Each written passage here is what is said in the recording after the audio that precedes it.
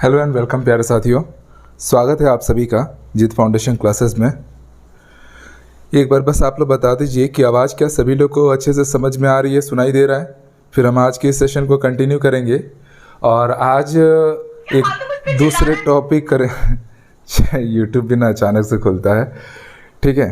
तो आज दूसरे टॉपिक की ओर जा रहे हैं हम लोग। पिछले क्लास में मैंने आप लोग को साउंड पढ़ा रखा है और उसके साथ साथ हमने एक और इम्पॉर्टेंट टॉपिक कल कवर किया हुआ था।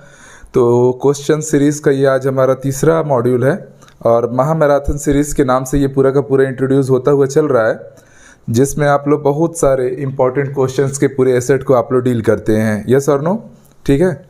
बस इतना बता दीजिए दोस्तों कि क्या सभी लोग को आवाज़ अच्छे से क्लियर है। एक बार रिप्लाई कर दीजिए ताकि फिर हम लोग एकदम कॉन्फिडेंट हो कि चीज़ों को कंटिन्यू करें।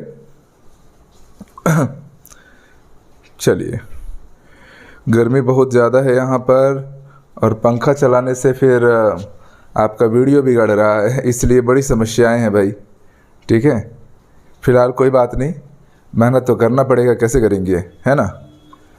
ठीक है, तो सभी लोग जुड़ जाइए एक बार और आज के सेशन को लाइक शेयर करते चलिएगा सभी लोग, ज़्यादा से ज़्यादा लोग जुड़ पाएँ।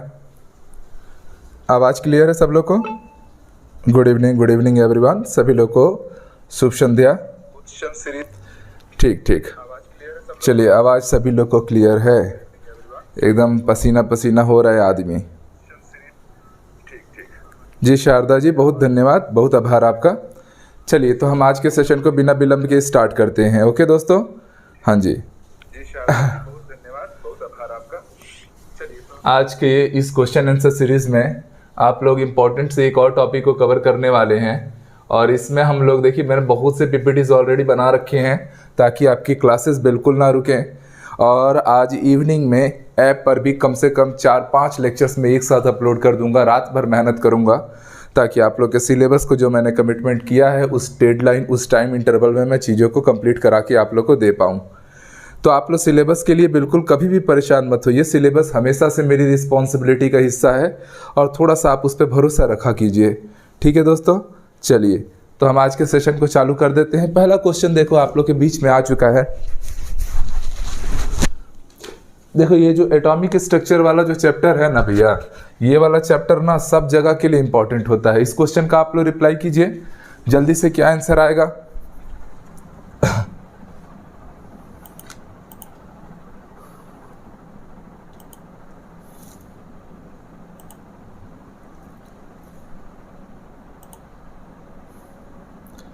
चलिए बताइए क्या आंसर आ रहा है। ज़्यादातर लोग ने बिल्कुल सटीक जवाब देना शुरू कर दिया है।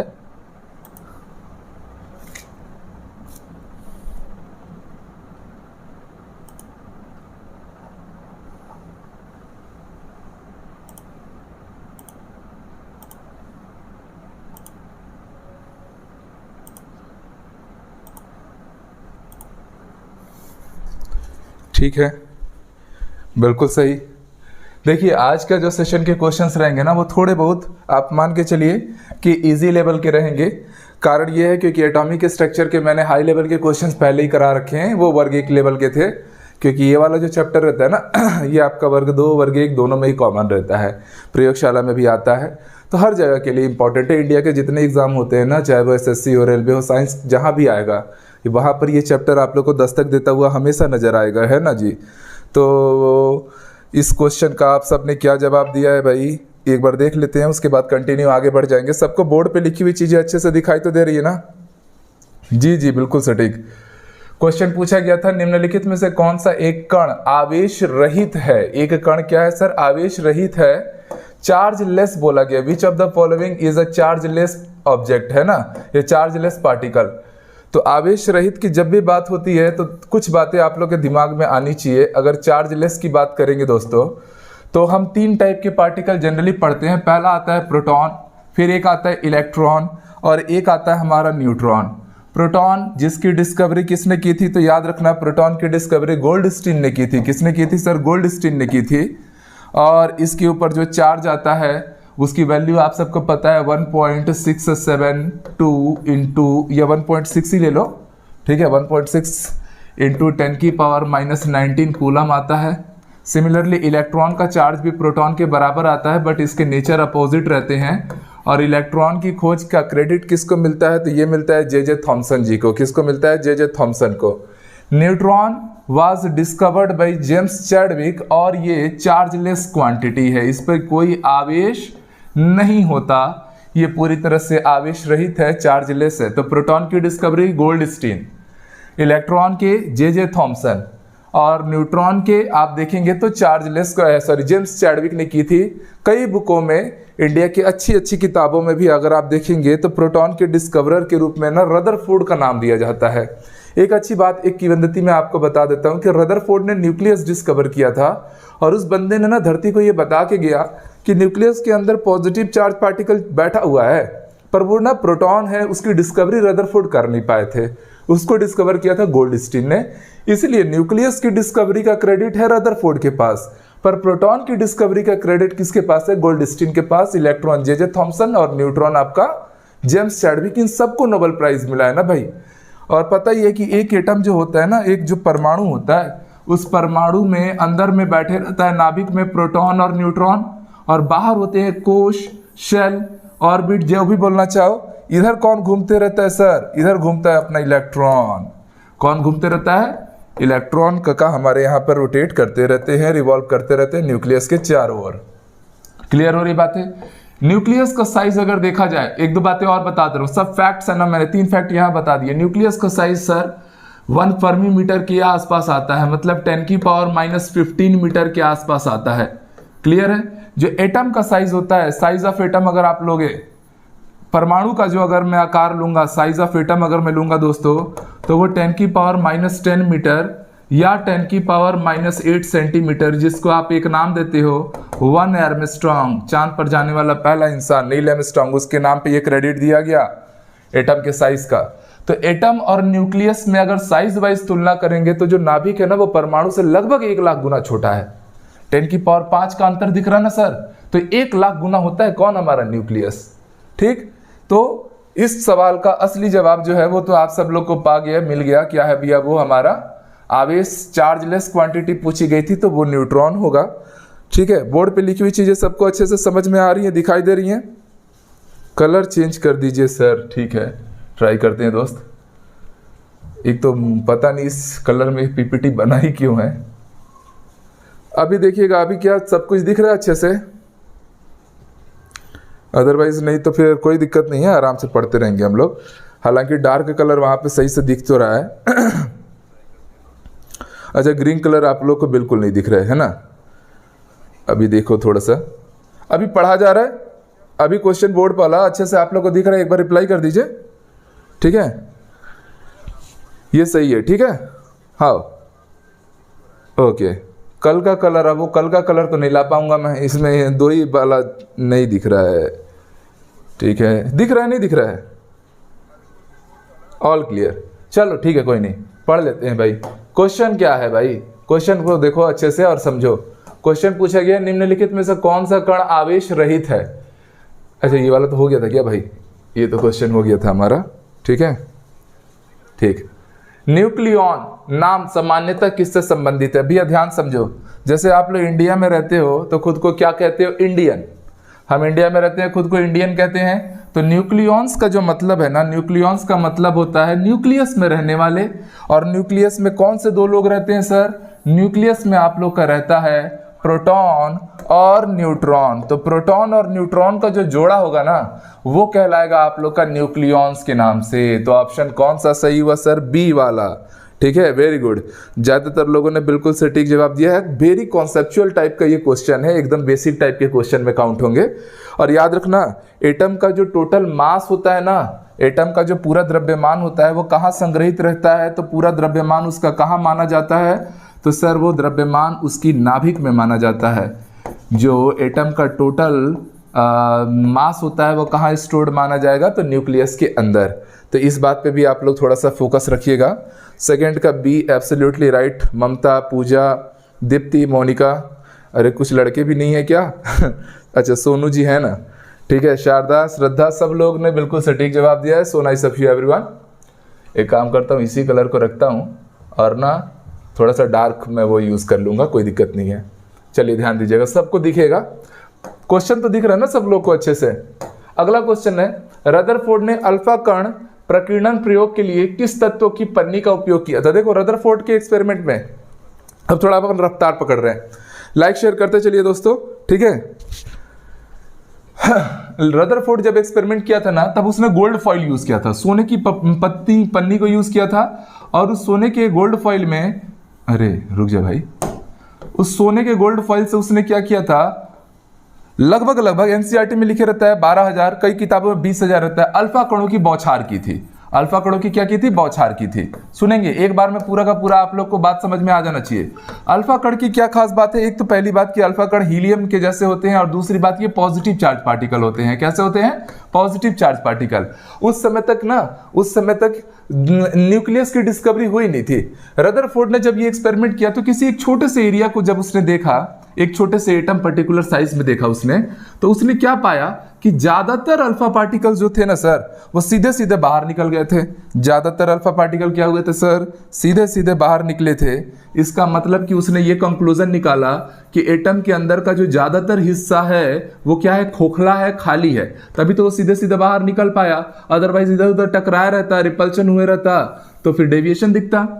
फिर उसने देखा कि कुछ अल्फा पार्टिकल ऐसे थे सर, कुछ अल्फा पार्टिकल ऐसे थे जो कुछ एंगल बना के ना डेविएट हो रहे थे, पर ऐसे कुछ ही थे ना, मतलब 20,000 में लगभग 450-500।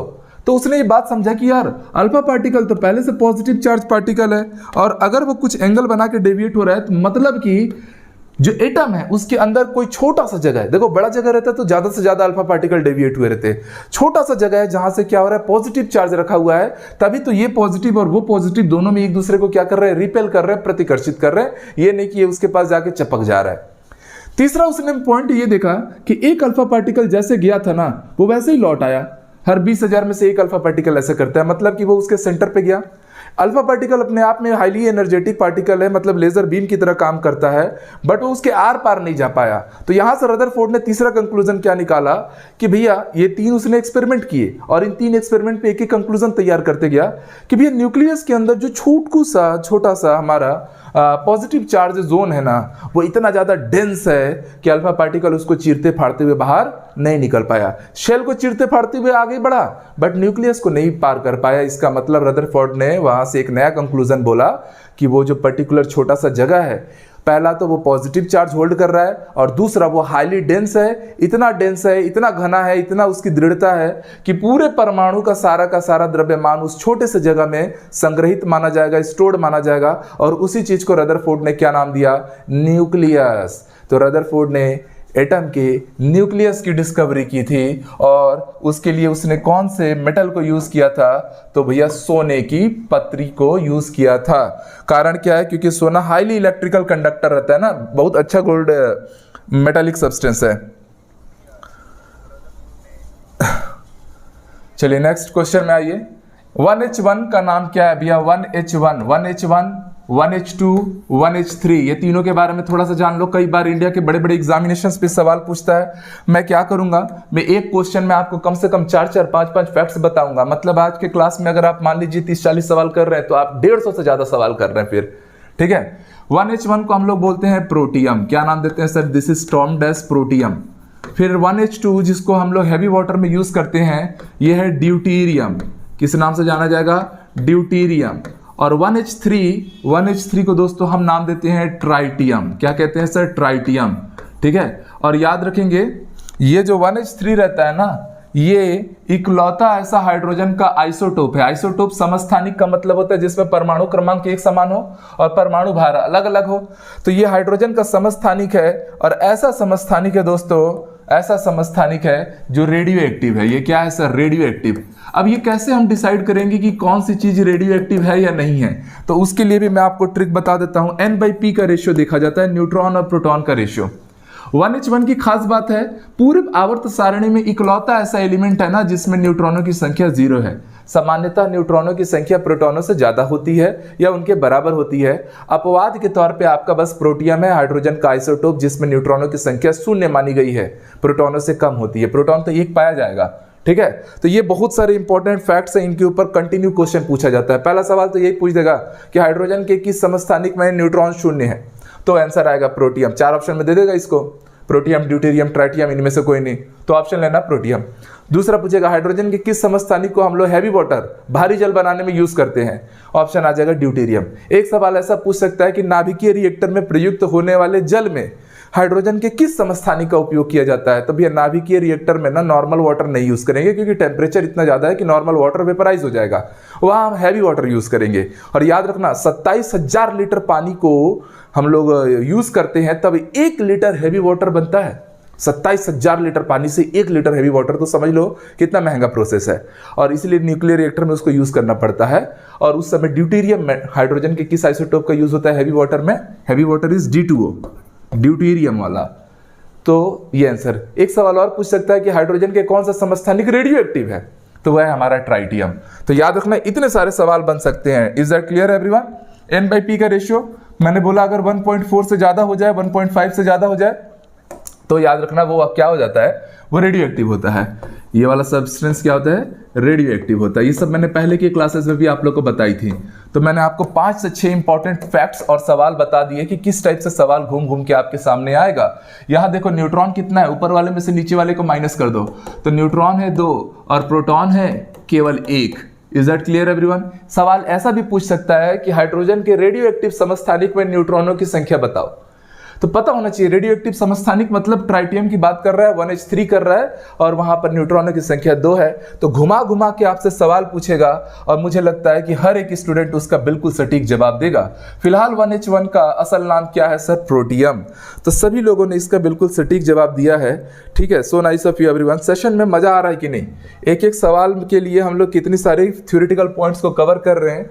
आई थिंक सो कि आप लोग को इसमें बहुत इंजॉय या बहुत अच्छी चीजें जानने को, समझने को मिल रही है। ये नहीं कि इसका आंसर सी है बोल के आगे बढ़ रहा मैं। चलिए, नाभिक के चारों ओर निश्चित ऊर्जा वाली कक्षा को क्या कहते हैं? नाभिक के चारों ओर, न्यूक्लियस के चारों ओर जो आप लोग के ये जो हमारे वो रहते हैं ना, एक fixed amount of energy level के हम लोग कक्षा को क्या कहते हैं? तो सॉरी, हाँ, क्या कहते हैं? न्यूक्लियॉन्स कहते हैं, मेसॉन कहते हैं। भैया न्यूक्लियॉन्स एक पार्टिकल है, प्रोटॉन और न्यूट्रॉन का मिश्रण है, और जो मेसॉन है ये भी अपने आप में एक क्वार्क्स पार्टिकल है। क्वार्क्स पार्टिकल का मतलब होता है सब एटॉमिक पार्टिकल्स, जो कि इलेक्ट्रॉन, प्रोटॉन और न्यूट्रॉन से भी छोटे हो। देखो सबसे पहले डाल्टन आए थे, ठीक है, डाल्टन ने परमाणुवाद का सिद्धांत दिया और उसने कहा कि एटम सबसे छोटा है, एटम से छोटा कुछ संभव ही नहीं होगा। बट बाद में पता चला कि भैया डाल्टन 18वीं सदी के साइंटिस्ट थे, ठीक है। उसके बाद इसलिए पूछा जाता है सवाल कि परमाणुवाद के जनक कौन, तो भैया चार्ल्स डाल्टन, जो डाल्टन को लिया जाता है। उसने कहा परमाणु से छोटा कुछ नहीं होगा। बाद में साइंस से डिस्कवरी की, पता चला कि यार इससे भी छोटा होता है।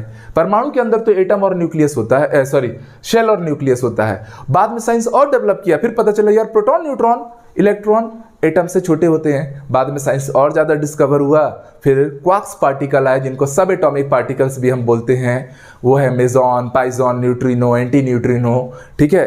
तो ये सारे पार्टिकल इलेक्ट्रॉन, प्रोटॉन और न्यूट्रॉन से भी छोटे हैं। तो मेरे प्यारे साथियों, मुद्दा ये है, आप ये समझ पा रहे हैं कि अलग अलग एनर्जी लेवल पे आपसे ये पूछा गया है कि उस कक्षा को क्या कहते हैं, तो ऊर्जा स्तर के नाम से जानते हैं।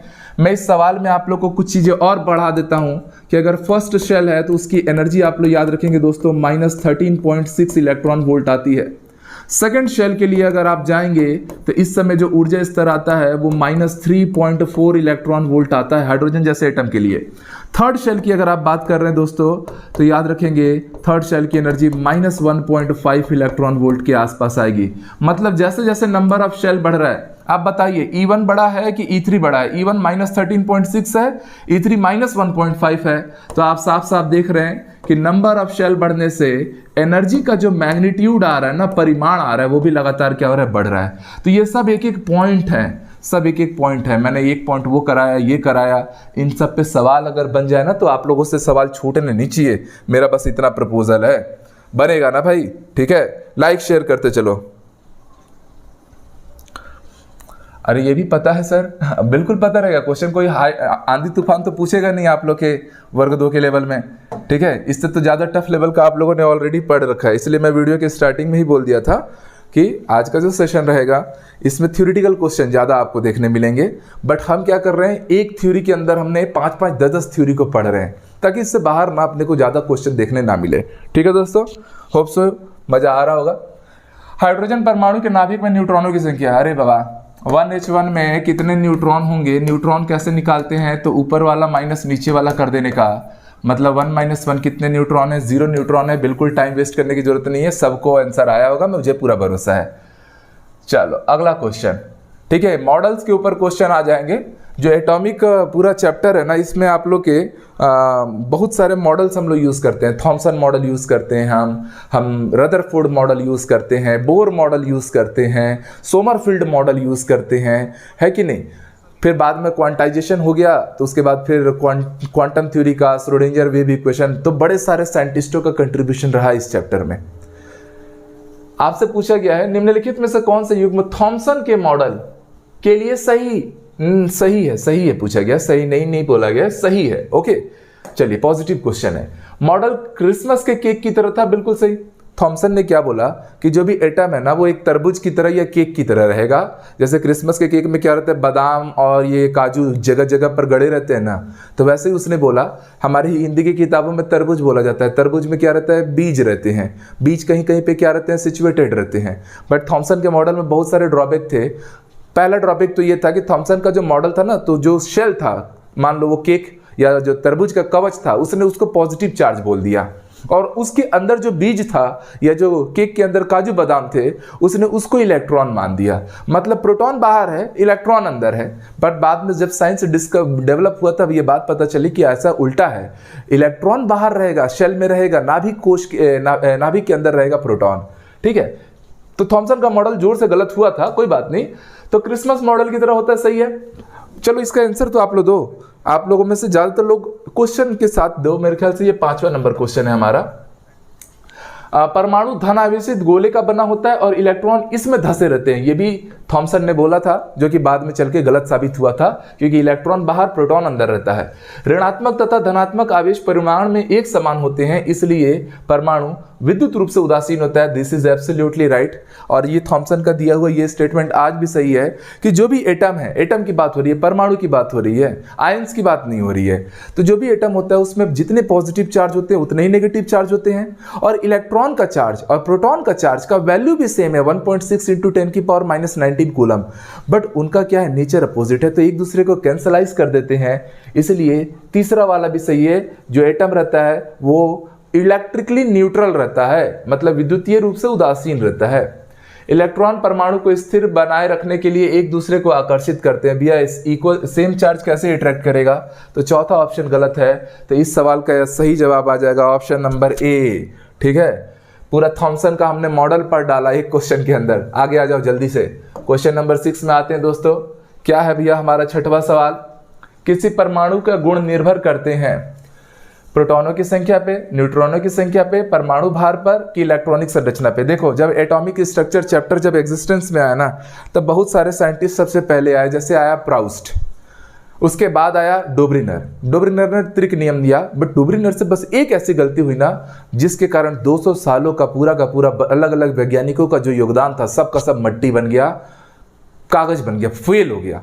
डोब्रिनर इकलौता ऐसा पहला बंदा था ना जिसने परमाणु भार पर काम कर दिया, एटॉमिक मास पे, क्योंकि उस समय ज्यादा एटम तो डिस्कवर थे नहीं, है ना जी।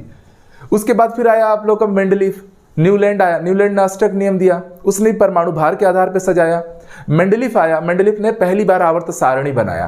तो ये सवाल आप लोगों से पूछता है कि आवर्त सारणी के जनक कौन, तो याद रखना वो थे मेंडलीफ। कौन थे सर, मेंडलीफ थे।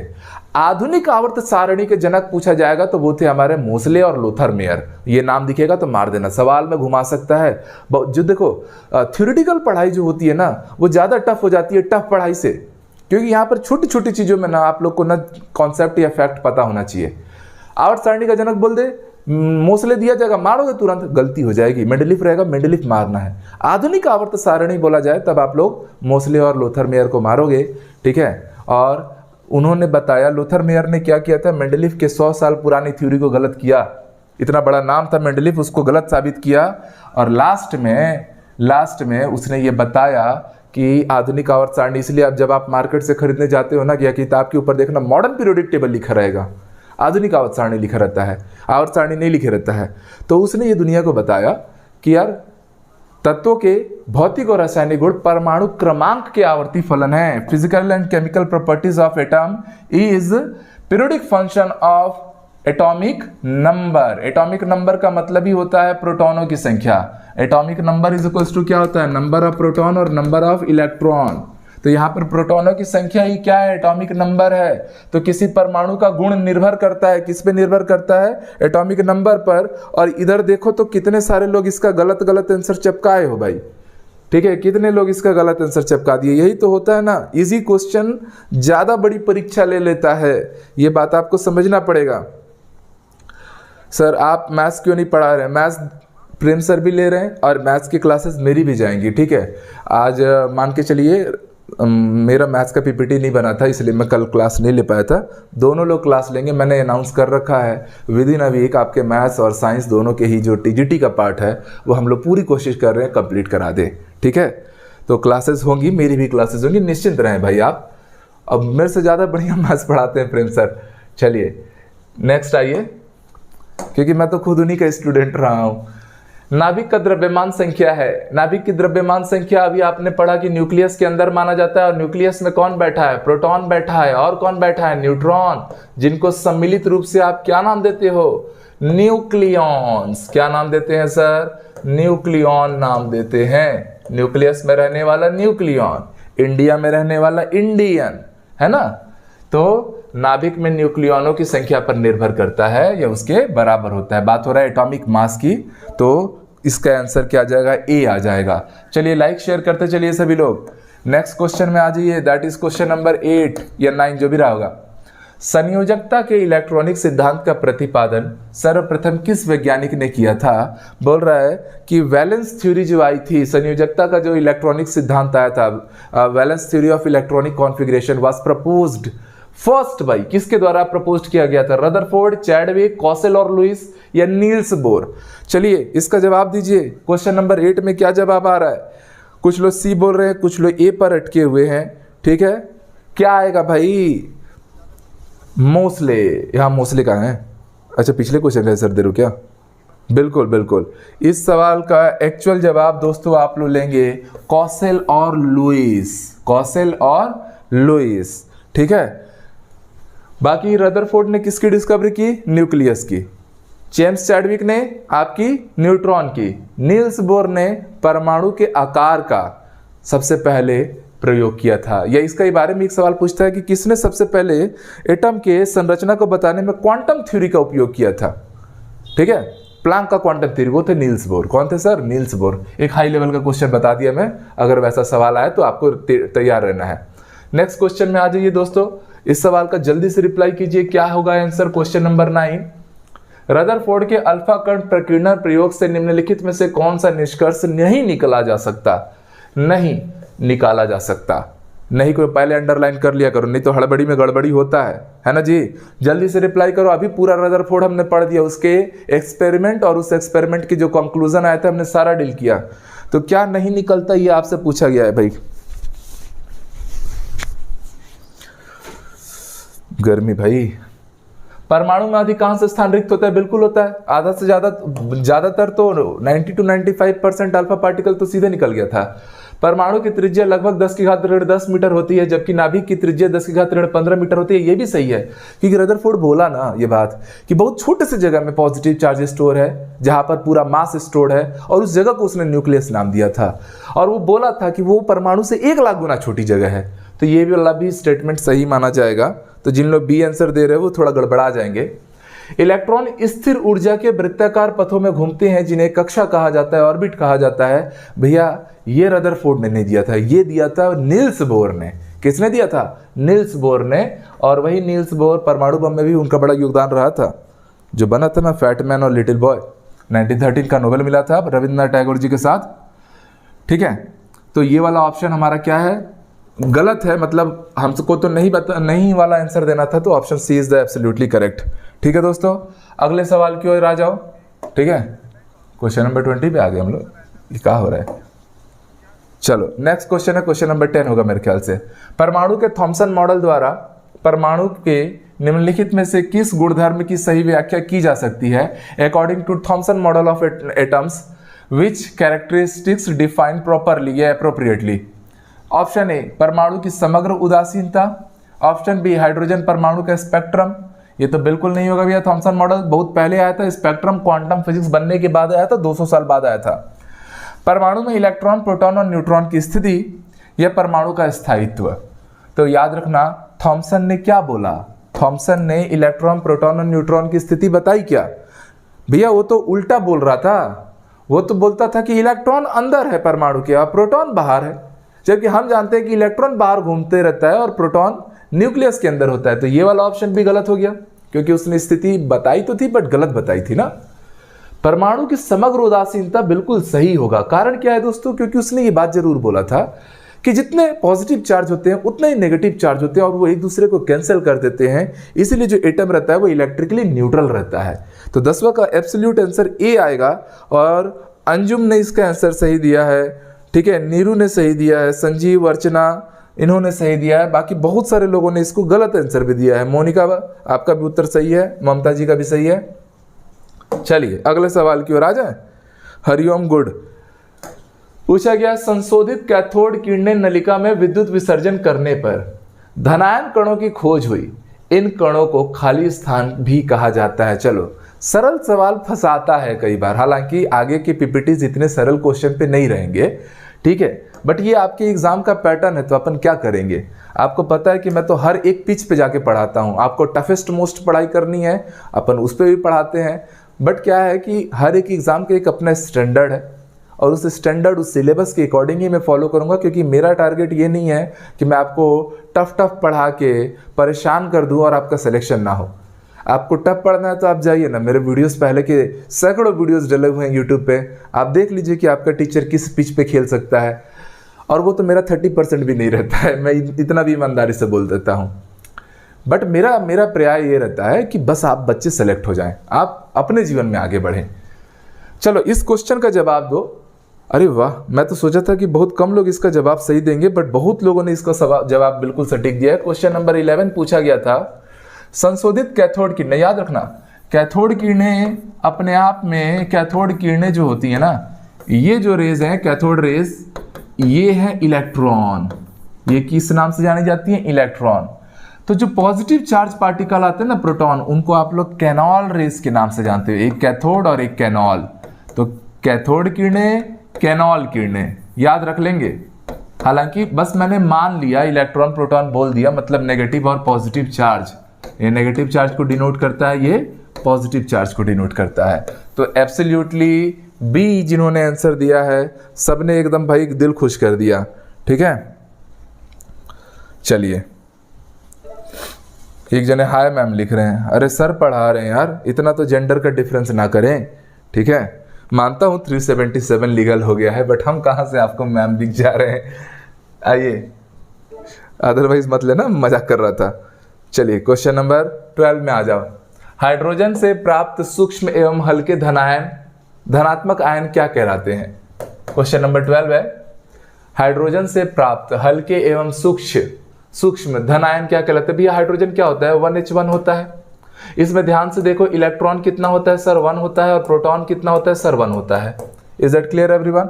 अब अपन हाइड्रोजन की जगह पर हाइड्रोजन पॉजिटिव चार्ज बनाएंगे, तो भैया जैसे ही हाइड्रोजन पॉजिटिव चार्ज बनाया, इलेक्ट्रॉन कितना हो गया सर? 0। जब भी चार्ज बनता है, आयन बनता है, केवल एक ही चीज बदलती है, वो याद रखना, केवल उसका इलेक्ट्रॉन बदलता है। पॉजिटिव चार्ज में इलेक्ट्रॉन बाहर निकल जाते हैं और नेगेटिव चार्ज में ग्रहण हो जाते हैं। बट जब भी आयंस बनता है, याद रखना इस बात को, खाली इलेक्ट्रॉन चेंज होता है, proton, neutron, atomic number, atomic mass कुछ भी चेंज नहीं होता। दैट्स वाई प्रोटॉन अभी भी क्या रहेगा? पहले भी 1 था, अभी भी 1 रहेगा। तो H+ किसकी तरह बिहेव कर रहा है? ये अपने आप में बिहेव कर रहा है एक प्रोटॉन की तरह। तो बिल्कुल रटने टाइप का आंसर नहीं था। आप थोड़ा सा थ्योरेटिकली, थोड़ा सा साइंस को यूज करते हुए बढ़ेंगे तो आराम से आपसे सारी चीजें बनती जाएंगी। ठीक है दोस्तों, चलिए लाइक शेयर करते चलिए भाई थोड़ा सा, ठीक। ये देखो आधे लोग लाइक नहीं करते हो, एकदम कंजूस हो कारे, हाँ। चलो नेक्स्ट आइए, क्वेश्चन नंबर कौन सा था भाई? 12वां के बाद 13वां होगा क्या? देख लेना भाई, 13वां 14वां जो भी होगा। निम्न में से कौन सा मूलभूत कण है, सॉरी ये कण है, जो न्यूक्लियॉन्स को एक दूसरे के पास रखने के लिए उत्तरदायी है? भैया बढ़िया क्वेश्चन है। कौन सा ऐसा पार्टिकल है जो न्यूक्लियॉन्स को एक दूसरे के पास अटैच करके रखता है? क्या वो इलेक्ट्रॉन है, कि वो एंटी प्रोटॉन है, कि वो मेसॉन है, कि वो पॉजिट्रॉन है? चलिए क्वेश्चन नंबर 13 में क्या आंसर आ रहा है? क्वेश्चन नंबर 13 क्या आंसर आएगा? सुभाष मिश्रा जी जवाब दीजिए, क्या आंसर आ रहा है भैया? कौन सा ऐसा कण है जो न्यूक्लियॉन्स को, न्यूक्लियॉन्स का मतलब समझ गए ना, प्रोटॉन और न्यूट्रॉन की बात हो रही है, उनको एक दूसरे से जोड़े रखता है? लोग बोल रहे हैं पॉजिट्रॉन होगा, ओके, कुछ लोग ए बोल रहे हैं, कुछ लोग डी बोल रहे हैं, कुछ लोग बी भी बोल रहे हैं। डी वालों की भीड़ बढ़ती हुई, ऐसे डी वाले ना एकदम कॉन्फिडेंट हो कि तुक्का मार रहे हो। पॉजिट्रॉन होगा, मेरे ख्याल से तो मेसॉन होगा, चेक कर लेना थोड़ा सा, क्योंकि ज़्यादातर लोग डी बोल रहे हैं तो मैं खुद भी कंफ्यूज हो जा रहा हूँ। ठीक है, मे भी पॉजिट्रॉन और मेसॉन में से ही होगा, बट मेरे ख्याल से मेसॉन ही के तो टूटने के बाद आप लोगों का positive meson, negative meson, Yukawa नाम सुने हो ना, ठीक है, उसने दिया था। निम्न में से कौन सा परमाणु में न्यूट्रॉन नहीं है? भैया किसमें न्यूट्रॉन नहीं है? मैं बोला अभी पढ़ाई करते समय, पूरे पीरियोडिक टेबल में एक ही एलिमेंट है जिसमें न्यूट्रॉन नहीं है, और वो है हमारा केवल प्रोटियम। कौन? प्रोटियम। तो ये तो बिल्कुल बबुआ टाइप का क्वेश्चन हो गया, सटाक से आप लोग इसका जवाब ले सकते थे। क्लियर है? चलिए अगले सवाल की ओर बढ़ जाइए। क्वेश्चन नंबर 15, नाभिक का द्रव्यमान कितना होता है? तो याद रखेंगे भैया, नाभिक का द्रव्यमान जो एटम होता है, इलेक्ट्रॉन का जो मास आता है, याद रख लेंगे, वो 9.1 इंटू 10 की पावर -31 kg होता है, किलोग्राम में ले रहे हैं हम लोग। प्रोटॉन का जो मास आता है दोस्तों, वो इलेक्ट्रॉन के मास का 1837 गुना होता है, मान के चलो लगभग 2000 गुना होता है। तो ये 1.672 इंटू 10 की पावर -27 किलोग्राम होता है। Is that clear everyone? जो न्यूट्रॉन का मास होता है, देखो न्यूट्रॉन पे आवेश नहीं होता पर द्रव्यमान तो होता है, क्योंकि मासलेस कुछ भी पॉसिबल नहीं है पूरे यूनिवर्स में। चीजें आपको भले ही ना दिखाई दे, इलेक्ट्रॉन प्रोटॉन आपको नहीं दिखाई देती है नग्न आंखों से, बट उनके पास भी मास होता है। तो ये प्रोटॉन का जो मास आता है और न्यूट्रॉन का जो मास आता है, ये दोनों आपस में बराबर होते हैं। तो एक सवाल हमेशा याद रखना, चार्ज वाइज अगर देखेंगे आवेश के अनुसार, तो इलेक्ट्रॉन और प्रोटॉन के आवेश बराबर है, और द्रव्यमान के अनुसार अगर तुलना करेंगे तो प्रोटॉन और न्यूट्रॉन के द्रव्यमान बराबर होते हैं। बस थोड़ा सा अंतर होता है, 0.002 का अंतर होता है, माइन्यूट सा डिफरेंस है। ठीक है, तो भैया अगर आप एटॉमिक मास की तुलना करोगे तो इन्हीं दोनों को लेना पड़ेगा, क्योंकि ये तो 2000 गुना छोटा है। मैं बोल रहा हूं मेरे सामने 2000 kg है और एक kg है, तो 1 kg की कोई औकात नहीं है ना 2000 के सामने। इसलिए अपन ना कभी भी एटॉमिक मास लेते हैं तो इलेक्ट्रॉन को पहली फुर्सत में बाहर भेज देते हैं, उसकी तुलना ही नहीं करते। तो ये दोनों मिलकर क्या करेंगे, ये न्यूक्लियॉन्स बनाएंगे, यहीं से मास डिसाइड होगा। और ये किस रेंज में है सर? ये रेंज में है सर 10 की पावर -27 के रेंज में। तो that should be option number B is absolutely correct answer. कुछ लोग इसमें भी सी मार दे रहे हैं, का है भाई, क्यों सी मार रहे हैं? अच्छा, पिछले वाले क्वेश्चन में मेसॉन सही था, गुड।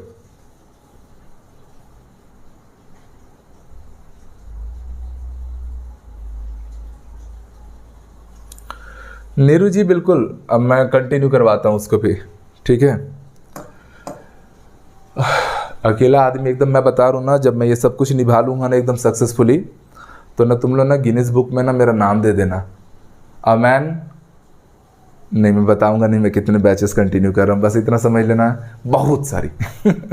ठीक है, प्लस हेक्टिक ये हो जाता है ना कि टेस्ट सीरीज मैं ना कोई दूसरा क्वेश्चन छाटता ना मेरे को पसंद नहीं आता, ये मेरी आदत में नहीं रहा है। मैं बैठता हूँ अपने बच्चों के लिए खुद क्वेश्चन निकालने बैठता हूँ। आपका जो कंटेंट रहता है, हर एक टीचर क्या पढ़ाएगा उसका पहले तो मेरे पास पहुँचता है, अच्छा ठीक है, देन आफ्टर फिर आई अप्रूवल। तो जब तक मेरी तसल्ली ना हो ना, मैं ना सिस्टम को चलने नहीं देता, उस पर समय लग जाता है। खुद से कंटेंट पढ़ाने में ही तो बहुत जोरदार कॉन्सेप्ट आदमी ला के देता है, एक से एक ट्रिक के साथ।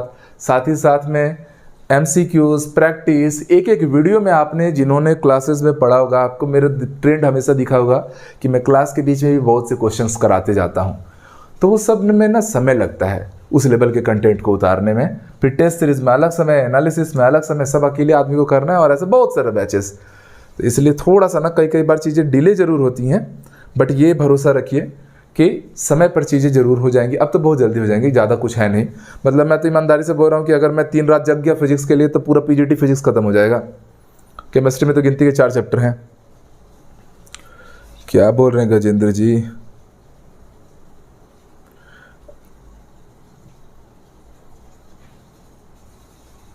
अरे नीरू जी, बहुत आभार आपका। और ऐसा कोई तुलना नहीं है, आप बिल्कुल बेस्ट हैं, और मिलकर बहुत बेस्ट करना भी है बच्चों के लिए। परमाणु के थॉमसन मॉडल के अनुसार परमाणु का द्रव्यमान माना जाता है परमाणु के एक समान रूप से वितरित, अव्यवस्थित रूप से, परमाणु में आंशिक रूप से वितरित, कि मतलब यूनिफॉर्मली डिस्ट्रीब्यूटेड होता है, कि रैंडम रहता है, कि पार्शियली डिस्ट्रीब्यूटेड रहता है। तो ऑप्शन क्या लेंगे सर? ए वाला लेंगे, क्योंकि थॉमसन मॉडल में आपको पता है कि यूनिफॉर्मली डिस्ट्रीब्यूशन की बात की गई थी। पूरा का पूरा प्रोटॉन को ही उसने क्या किया था? कवच के ऊपर ला दिया था। ठीक है,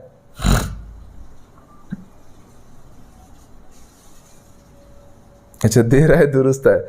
हम, मुझे सिलेबस का कभी टेंशन पता नहीं, जीवन भर में नहीं हुआ है। मेरे को पता रहता है, जैसे ऐसे पीजीटी जैसा बहुत बड़ा सिलेबस भी था ना, कुछ लोग, मेरे को दिन याद है 8 या 9 फरवरी का दिन था।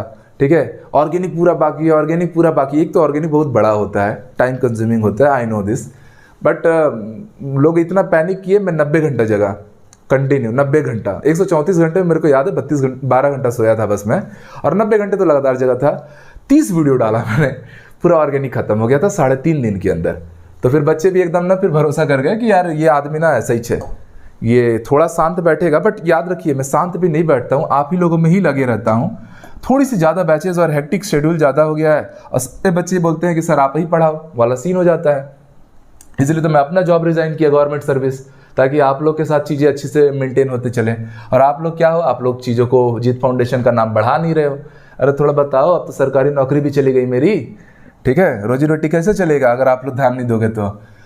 क्या चाहते हो, हमारा परिवार रोड पर आ जाए? चलिए, आपका साथ रहेगा तो ऐसा कभी नहीं होगा। कुछ तत्व तो स्वयं ही विकिरण उत्सर्जित करते रहते हैं, यह घटना क्या कहलाती है? ये घटना कहलाती है रेडियोधर्मिता।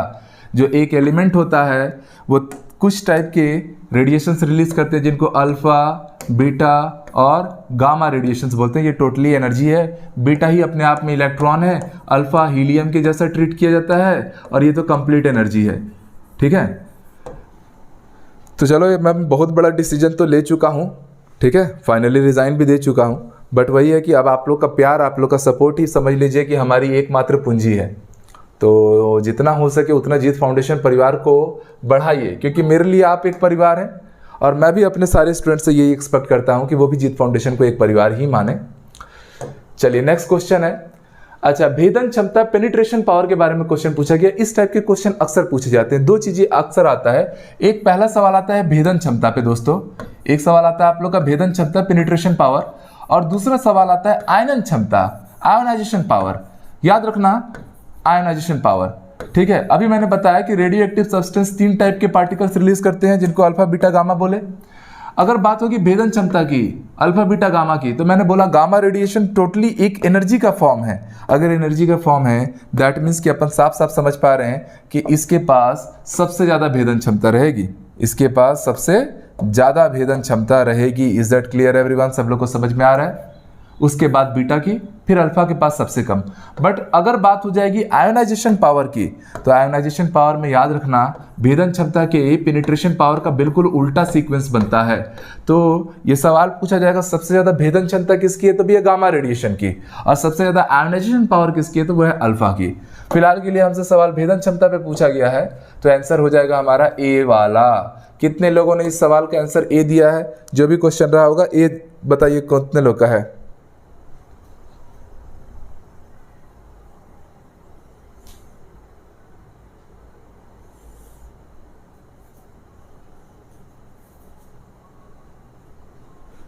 जी जी,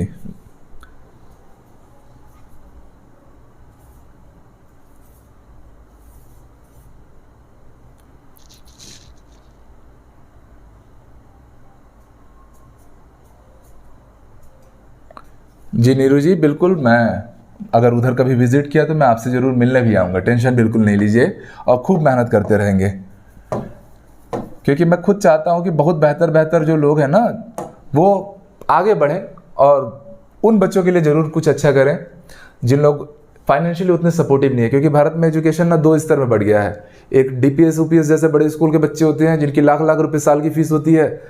हमने देखा, हमने दोनों स्तर के बच्चे को पढ़ाया है। और एक ग्रामीण परिवेश के बच्चे हैं, जिनके पास ना तो कोई सुविधाएं हैं, ना ही उनका ऐसा फ़ोन है उनके पास कि ऑनलाइन भी पढ़ पाए। तो कुछ तो करना पड़ेगा उन लोगों के लिए, और वो मैन पावर से ही होगा।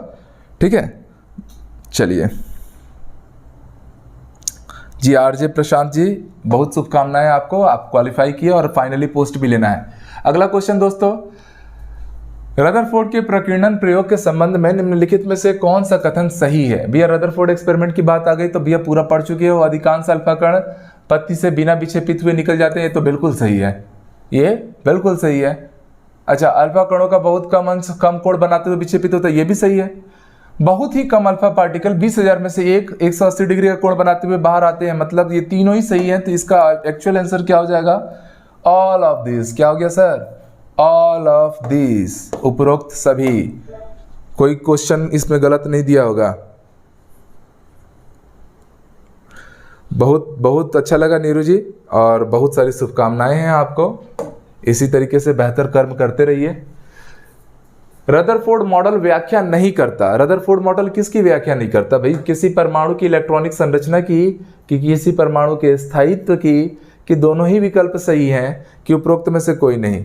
भैया रदरफोर्ड मॉडल किसकी व्याख्या नहीं करता? जल्दी से रिप्लाई कर दीजिए, क्या आंसर आएगा? गजेंद्र जी परेशान मत होइए, निरंतर मेहनत करते रहिए, वही एक रास्ता है बस। भैया रदरफोर्ड मॉडल से ना तो इलेक्ट्रॉनिक संरचना की व्याख्या हुई थी और ना ही किसी परमाणु के स्थायित्व का पता चला था। ठीक है, स्थायित्व का पता N/P रेशियो से होता है, और जो इलेक्ट्रॉनिक संरचना है ये आबाऊ या नील्स बोर जैसे लोग लेकर आए थे जब क्वांटम फिजिक्स आ चुका था। ठीक है, अगला सवाल देख लीजिए। सोने की पतली जो पन्नी रहती है कि परमाणुओं पर अल्फा कणों की बौछार की जाती है, तो उनमें से अधिकांश कण प्रभावित हुए बिना पन्नी को पार कर जाते हैं, जबकि कुछ अल्फा कण का विक्षेपण हो जाता है। इसका कारण क्या है? ये कुछ अल्फा पार्टिकल क्यों डेविएट हुए होंगे?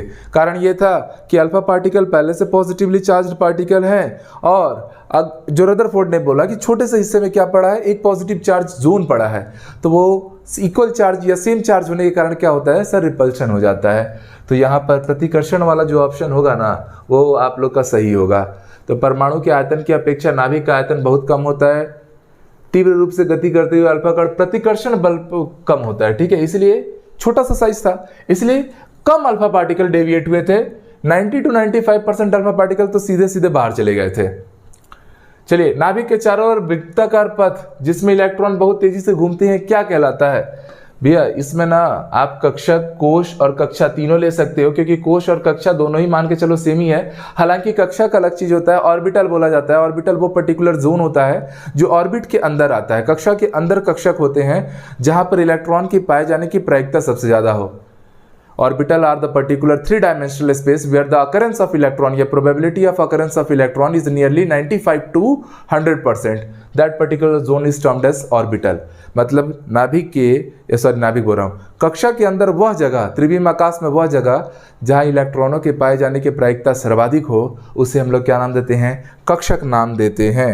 ठीक है, तो फिलहाल के लिए कक्षा भी बोल रहा है, कोश भी बोल रहा है, कक्षा ज़्यादा अच्छा है, तो आप कक्षा भी ले सकते हो, अदरवाइज डी आंसर हमने ले लिया, कोई बात नहीं है। ठीक है, चलिए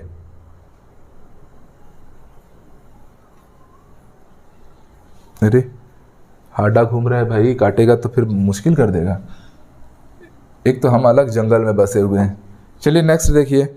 इलेक्ट्रॉन एवं नाभिक परस्पर जुड़े होते हैं कोलम्बियम फोर्स से, वंडरवॉल फोर्स से, हाइड्रोजन फोर्स बॉन्ड से, किससे जुड़े हुए हैं? इस सवाल का जवाब दो तो भाई, जल्दी से आप लोग इस सवाल का जवाब दीजिए।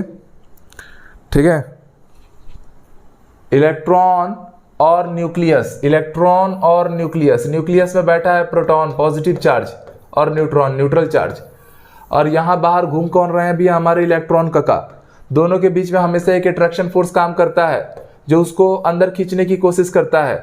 बट ऑब्वियस सी बात है, ये इलेक्ट्रॉन उसके पास जाके सट जाएगा क्या? नहीं। अगर ऐसा होता तो हर एक एटम एक पॉइंट बन जाता। हमारा शरीर, ये मार्कर, ये बोर्ड, ये पूरा यूनिवर्स किससे बना है? एटम से बना है, वो सब एक पॉइंट बन जाता। तो फिर से बोलते हैं ना, बिग बैंग इंसिडेंट हुआ था, एक पॉइंट से यूनिवर्स बना। आज फिर पूरा यूनिवर्स एक पॉइंट बन रहा है क्या? अगर ऐसा होता सारे इलेक्ट्रॉन इसके पास जाते तो फिर वही होना चाहिए, बट हो नहीं रहा प्रैक्टिकली। कारण क्या है? क्योंकि ये ना घूम रहा है, ये घूमता है ना गोलीय गति में, वृत्ताकार गति में, तो बाहर की ओर भी एक फोर्स लगता है जिसको हम लोग सेंट्रीफ्यूगल अपकेंद्र बल बोलते हैं, और ये दोनों फोर्स एक दूसरे को बैलेंस करके रखते हैं। आपसे ये पूछा गया है कि वो जिस फोर्स से अट्रैक्ट हो रहा है उस फोर्स को क्या नाम देंगे। भैया जितने लोग ऑप्शन सी दे रहे हो पहली फुर्सत में गलत है, हाइड्रोजन बॉन्डिंग होगा नहीं, क्योंकि एटम, प्रोटॉन और इलेक्ट्रॉन कतई छोटे हैं।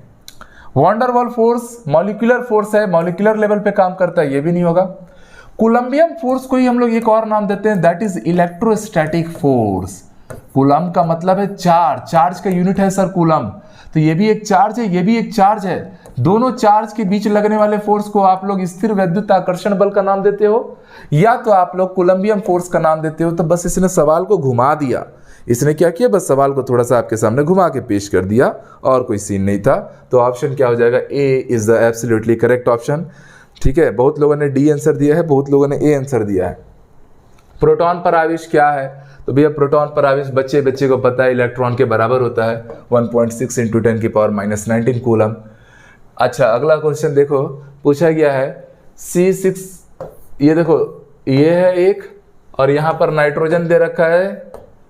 भैया इन दोनों के एटॉमिक मास सेम है और एटॉमिक नंबर अपोजिट हैं, अलग अलग हैं। तो भैया ऐसे सब्सटेंस किस नाम से जाने जाते हैं, इनको आप बोलते हो आइसोबार, हिंदी में बोलते हैं, नाम से ही क्लियर है, समभारिक। जिनके भार एक समान हो वो क्या कहलाएंगे, समभारिक कहलाते हैं, आइसोबार। तो समभारिक मतलब परमाणु भार एक समान होना चाहिए, परमाणु क्रमांक अलग अलग होना चाहिए। समस्थानिक में क्या होता है, परमाणु क्रमांक एक समान होता है, परमाणु भार अलग अलग होता है, इसलिए समस्थानिक में एक ही तत्व आता है क्योंकि परमाणु क्रमांक सेम है। तो भैया एक 111 बोल रहा हूँ तो हाइड्रोजन की बात ही कर रहा हूँ ना, यहाँ परमाणु क्रमांक बदलेगा, 6 से 7 हुआ तो भैया कार्बन से नाइट्रोजन हो गया। समभारिक में तत्व बदल जाते हैं, समस्थानिक में तत्व नहीं बदलते। ये छोटी छोटी बातें हैं, इस पे सवाल बन जाता है कई बार, और लगता है आप लोग को कहाँ से पूछ दिया, कहाँ से नहीं पूछा, नॉर्मल सवाल था वो। ठीक है, चलिए क्वेश्चन नंबर का आंसर आप लोग को मिल चुका है। अगला सवाल जल्दी से रिप्लाई करेंगे। पूछा गया 99.985% हाइड्रोजन जो है ना, वो कौन सा हाइड्रोजन है। ठीक है, एक प्रोटीन होता है, ये समस्थानिक कहलाता है। किसका समस्थानिक है भैया, वो 1H1 है। हाइड्रोजन के 3 समस्थानिक है, प्रोटियम, ड्यूटेरियम और ट्राइटियम। याद रखिए ट्राइटियम सबसे रेयर है, 0.001% के आसपास में आता है वो। बाकी 99.985% जो है वो आपका समस्थानिक है, वो प्रोटियम है। कौन सा समस्थानिक होता है, protium. Protium most abundant isotope है हाइड्रोजन का, बहुतायत में प्राप्त किया जाने वाला समस्थानिक हाइड्रोजन का प्रोटियम कहलाता है। चलो ये वाला क्वेश्चन थोड़ा सा देख लो भैया तत्काल प्रभाव से। कार्बन दे रखा है 612, और यहाँ कार्बन दे रखा है 613, और ये दे रखा है कार्बन 614। याद रखेंगे, इनके बारे में भी बता दे रहा हूँ कुछ कुछ बातें। ठीक है, पढ़ ही रहे हो तो कुछ नया जाना। इस वाले कार्बन का यूज हम लोग कार्बन फंडामेंटल मास यूनिट के तौर पे करते हैं। जैसे ऑक्सीजन का एटॉमिक मास आप लोगों को पता है 16 ग्राम है, कैसे पता चला होगा, अरे आपको आपका वेट लेना पड़ेगा। आपसे पूछा जाए आपका वेट क्या है, तो आप किसी मशीन पे तौलोगे। ये पहले वो आता था तौलने के लिए, तुला आती थी, है ना, तो आप उससे बैठोगे, तुलादान होता था ना, सोना चांदी चढ़ाया जाएगा आपके वेट के हिसाब से, तब आप पता कर पाओगे। मतलब आपको एक रिलेटिव कुछ चाहिए। तो किसी भी एटम का जो एटॉमिक मास निकाला गया ना, वो कार्बन 12 से निकाला गया। ऑक्सीजन का 16 ग्राम का मतलब है 1 मोल ऑक्सीजन का जो मास आ रहा है वो कार्बन के 1/12 गुना का 16 गुना है। कार्बन का खुद का मास 12, उसका 1/12 गुना किया 1 हो गया, उसका 16 गुना किया तो ऑक्सीजन का 16 गुना। ऐसे ही नाइट्रोजन कार्बन 12 के 1/12 गुना का 14 गुना हो जाएगा। बात समझ पा रहे हो ना। तो ये फंडामेंटल मास यूनिट के तौर पे यूज होता है। ये कार्बन का एक ऐसा वो है, रेयर आइसोटोप है, और ये कार्बन डेटिंग में यूज किया जाता है। इस पे एक सवाल बन जाता है, डेटिंग मतलब खुश हो गए है ना, अरे वाह सर मस्त चीज बोल दिया आप तो। भैया ये डेटिंग मतलब ना जीवाश्म ईंधन जो मरमुरा गए रहते हैं ना, उनकी डेटिंग के लिए होता है कि कितने साल पहले मरे थे वो। तो ये तीनों देख रहे हो कि एटॉमिक नंबर सेम है, एटॉमिक मास अलग अलग है, तो ये लोग आइसोटोप है। ये लोग क्या है सर, समस्थानिक है। तो option A is the absolutely correct option. Clear है सभी लोगों को, ठीक है। चलिए, जिन लोग अभी तक ऐप से नहीं जुड़े हैं भैया जुड़ जाइएगा, क्लासेस फुल प्लेज एकदम चल रही हैं और खत्म कर दूंगा मैं बहुत जल्दी। बट हाँ, मैं आप लोग देख पा रहे हो कि मैं बहुत अच्छा खासा नंबर ऑफ वीडियोस प्रोवाइड कर रहा हूँ। जैसे अब नॉन मेटल और मेटल था, लगभग मैंने 5-6 वीडियोस पे डाले MCQs के साथ, हर एक टॉपिक के साथ मैं एमसीक्यू जोड़ता हूँ, ताकि आपको कहीं से कुछ बुक भी ना पढ़ो ना तो भी आप सेलेक्ट हो जाओ। ठीक है, बाकी पीडीएफ नोट्स आज अपलोड कर दिए गए हैं। ठीक है, एक आध दो छूटे होंगे उसको रिटन फॉर्मेट में दे दूंगा, सबको मिलेगा, टेंशन नहीं लेना। बोल रहा है यहाँ पर ब्रोमीन है, ब्रोमीन के बारे में एक इकलौता जान लेना, इकलौता नॉन मेटल है जो लिक्विड स्टेट में रहता है। ऐसे ही मेटल में पूछा जाता है कौन सा मेटल लिक्विड स्टेट में रहता है, मरकरी, पारा। और नॉन मेटल में पूछा जाए तो रूम के टेम्परेचर पे ब्रोमीन रहता है लिक्विड स्टेट में। बोल रहा है इसमें इलेक्ट्रॉन, प्रोटॉन और न्यूट्रॉन बताओ। भैया इलेक्ट्रॉन तो आप लोग को मिल चुका है 35, प्रोटॉन भी उतना ही होगा सर 35, न्यूट्रॉन जो होगा ना सर वो आप लोग का atomic mass minus atomic number करोगे तो ये आ जाएगा 45। कितना आ जाएगा 45। तो 35 35 45। Is there any option? है ना सर, ऑप्शन नंबर डी। ठीक है, इलेक्ट्रॉन प्रोटॉन न्यूट्रॉन को कैलकुलेट करना बहुत आसान है। और क्लोरीन के एटॉमिक मास 35.5 होता है। चलिए, तो आज के सेशन में हमने इतनी ही चीज़ों को कवर किया। ठीक है, तो आप लोग का मान के चलिए कि आज वाला जितना भी हमारा ये टॉपिक था एटम एंड मॉलिक्यूल्स, ये बहुत सारे हमने इसमें वैरायटी ऑफ क्वेश्चंस को डील किया और काफ़ी सारे थ्योरेटिकल बात कॉन्सेप्ट पे बहुत सारा बात किया, है ना। तो ऐसे ही आप लोग जुड़े रहिए। जिन लोग अभी तक जीत फाउंडेशन क्लासेस से नहीं जुड़े हैं तो भैया जुड़ जाओ, ऑफर पीरियड चल रहा है, सारी बैचेस की फीस एकदम रिड्यूस हुई हैं। बाद में मत बोलना कि सर थोड़ा सा देख लो ऐसा करके। नहीं नीरू जी, अभी फिजिक्स में बहुत से वीडियोस अभी और जाएंगे, टेंशन बिल्कुल मत लीजिएगा। अभी मैं भिड़ूंगा और बहुत खूबसूरती से उसको एकदम बोलते हैं ना मोती की माला की तरह सजाऊंगा मैं एक एक सब्जेक्ट को। ठीक है, पहले क्या था एकदम आदमी संभाल नहीं पाया, इधर जॉब भी देखो, फिर क्लासेस भी, फिर अपनी भी कुछ कुछ रिस्पॉन्सिबिलिटीज़ होती हैं। हालांकि एक तो बहुत बड़ा सौभाग्य है कि आदमी अभी कुंवारा है। ठीक है, मजाक कर रहा था तो इसीलिए, बट चलिए ठीक है, मैं बेहतर करता हूँ, जल्दी करता हूँ। ऑल द वेरी बेस्ट आज के लिए, सबको शुभकामनाएं। ठीक है, वेरी गुड, गुड नाइट।